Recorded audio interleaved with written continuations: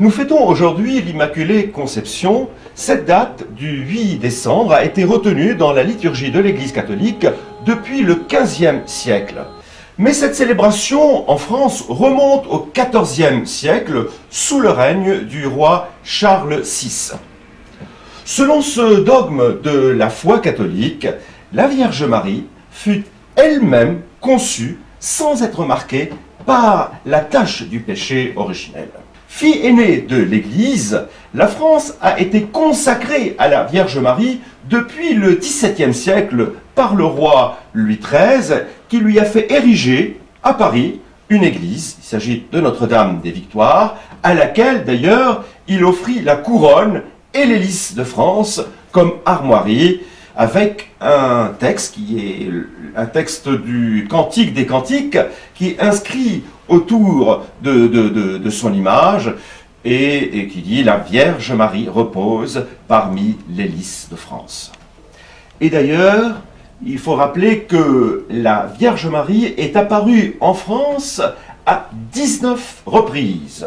La plus célèbre de ces apparitions fut celle qui a eu lieu à la fin du XIXe siècle à Lourdes, à Sainte-Bernadette-Soubirous. Au cours d'ailleurs donc de ces apparitions à Sainte-Bernadette, au cours plus précisément de la 16e apparition, la Vierge révéla son identité à Sainte-Bernadette-Soubirous en lui disant « Je suis l'Immaculée Conception », ce que d'ailleurs la jeune sainte ne comprenait pas. Ce dogme de l'Immaculée Conception éloigne théoriquement les catholiques et les orthodoxes des protestants qui, eux, les protestants, ne reconnaissent pas la virginité perpétuelle de Sainte Marie. Par ailleurs, les églises protestantes laissent peu de place à Marie, en fait, dans leur liturgie. Paradoxalement, l'islam se rapproche beaucoup plus des catholiques et des orthodoxes au sujet de Marie que les protestants. Le Coran consacre une sourate à Marie, il s'agit de la sourate 19 qui est composée de 98 versets qui chantent les louanges de Marie, et le Coran également reconnaît la conception immaculée de la Vierge dans plusieurs versets, notamment la sourate 66, verset 22, mais aussi les versets 34, 35 et 36 de la sourate 3 donc, du Coran. Le verset 22 de la sourate 70 est très explicite, puisque ce verset-là parle de la chasteté du père de Marie, Imran. Il dit textuellement « Marie, fille de Imran, qui avait préservé sa chasteté ».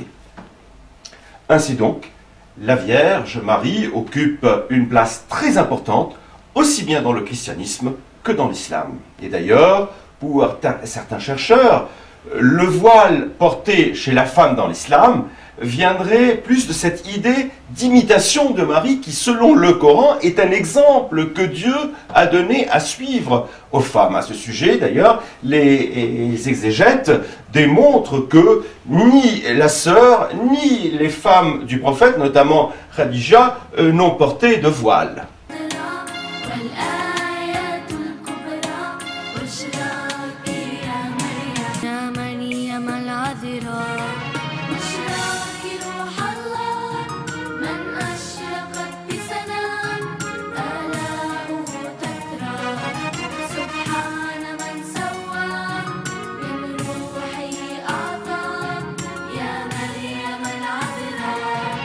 À cette occasion, celle de la fête de l'Immaculée Conception, rappelons-nous de notre identité chrétienne et catholique, celle de la France, fille aînée de l'Église qui, hélas, a rompu avec ses traditions, a oublié son baptême en raison de la laïcité républicaine, une laïcité outrancière qui nous fait perdre nos valeurs et nos repères avec un matérialisme accru et l'oubli de notre identité réelle chrétienne et catholique.